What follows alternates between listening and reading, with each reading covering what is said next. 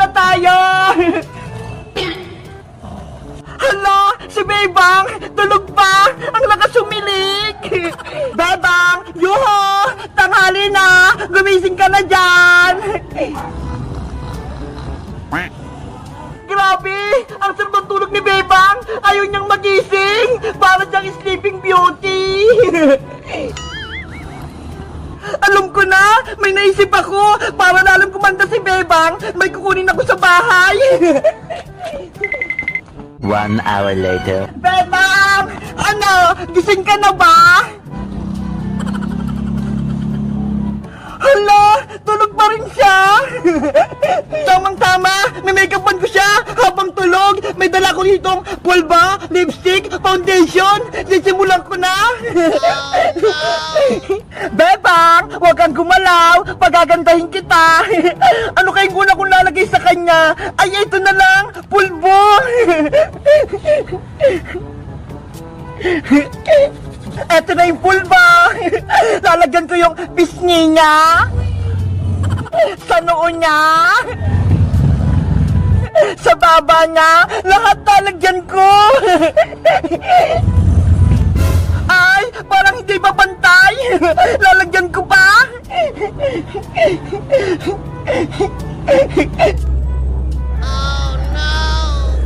Ang susunod naman, lalagyan ko siya ng foundation para blooming, pink na pink.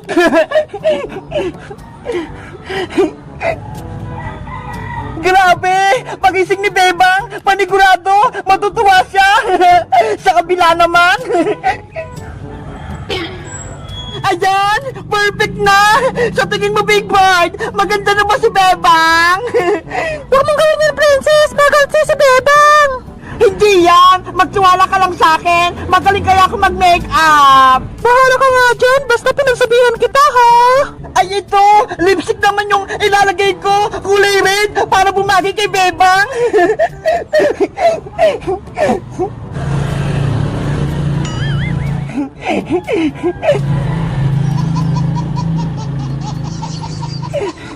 Wow! Bagay na kay Bebang! Sino yung maingay? Yari! Pagising na si Bebang! Bibilisan ko na mag-makeup sa kanya! Yung kilay naman yung aayusin ko! Charan! May pentel pen ako dito! Dahil manipis yung kilay ni Bebang, kakapalan ko siya!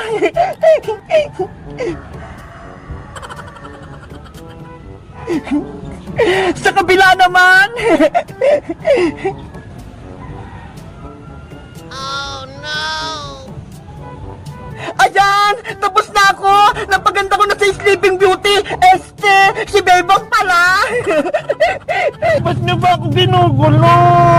Ang sarap-sarap pa ng tulog ko eh! Lagot! Magigising na si Bebang! Alis na ako dito! Inaantok pa ako! Gusto ko pang matulog!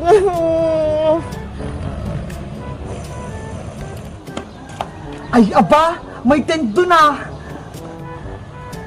Sino kaya nagtayo nun? Mapuntahan ko nga! Hala! May taong natutulog sa loob! Sino yan? Nye! Si Bebang! Ang pangit ng mukha niya! Ano nangyari sa kanya? Bebang! Gising! Bumangon ka dyan! Boyong! Bakit ka ba sumisigaw? Ang ingay-ingay mo! Bebang! May nangkulam sa'yo habang natutulog ka! Ano? Bakit? Yung itsura mo, pumangit! Parang nasumpa! Ha?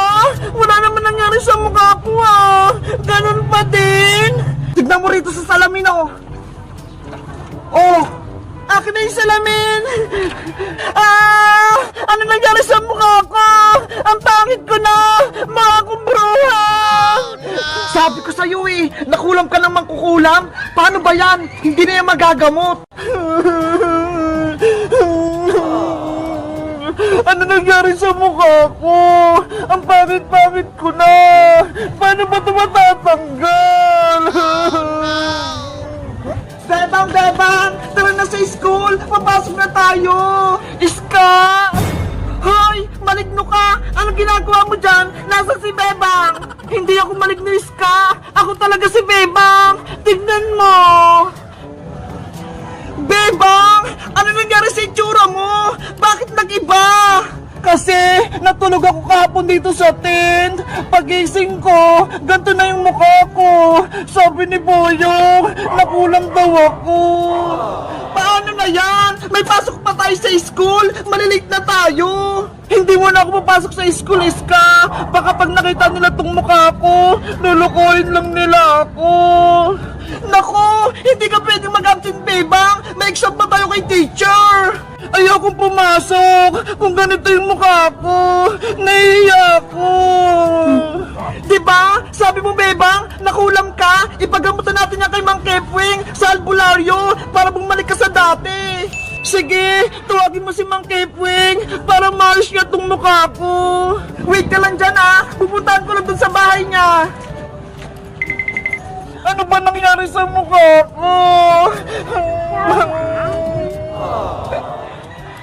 Yari! Si Bebang umiiyak na! Yung makeup ko sa kanya kahapon, hindi pa rin nabubura! Lagot talaga ako kapag nalaman nila na ako yung may gawa!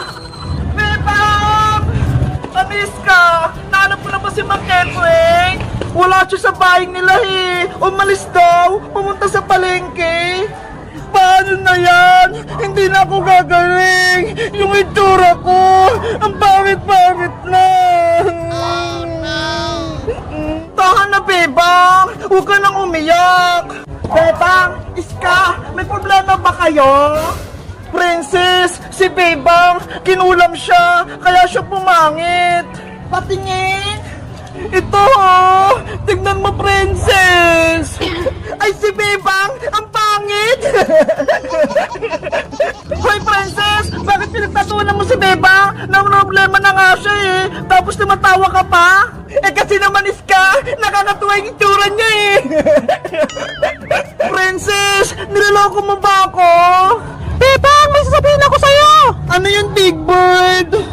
Alam ko kung sino may gawa niyan sa'yo! Kaya pumangit ang mukha mo! Sino, Big Bird? Sabihin mo, isa pa siyang mangkukulam? Ano na sa bunso? Yari! Si Big Bird! Magsusumbong! Big Bird, sabihin mo na para malaman namin kung sino yung may kasalanan! Si Princess ang tunay niya may kasalanan! Ano? Si Princess? Kahapon, habang natutulog si Bebang sa tent, dumating si Princess tapos minikapan siya! Totoo ba yun, Princess? Ginawa mo yon? Bebang, sorry! Ako talagang may gawa niyo sa mukha mo! Grabe ka, Princess! Pati si Bebang, pinagloloko mo! Alam mo natutulog siya eh! Tapos minikapan mo pa! Eh kasi naman, ang himbing niyang matulog eh! Kaya naisipan ko, make-upan ko siya para maging Sleeping Beauty! Hindi naman mukha ni Sleeping Beauty yung ginawa mo, Princess eh! Mukha akong bruha! Sorry ulit, Bebang! Pinagtripan ko yung mukha mo! Ano nang gagawin mo ngayon para matanggal yung sa mukha niya? Dahil makeup lang yung nilagay ko sa mukha niya, madali lang niyang matanggal. Wait lang ha, kukuha ko ng tubig. Pasuwi talaga to si Princess. Siya pala nagpapangit ng mukha mo, Bebang. Kaya nga eh, akala ko, nasumpa na ako. Siya pala yung may kasalanan. Bebang! Eto na yung tubig mo ha! Maghilamas ka na para matanggal yung makeup sa mukha mo! Sana bumalik na yung dati kong mukha!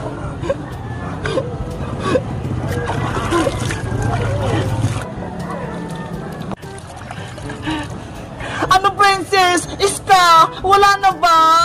Wow! Bumalik ka na sa dating itsura mo, Bebang! Ang ganda mo na ulit! Talaga, Iska?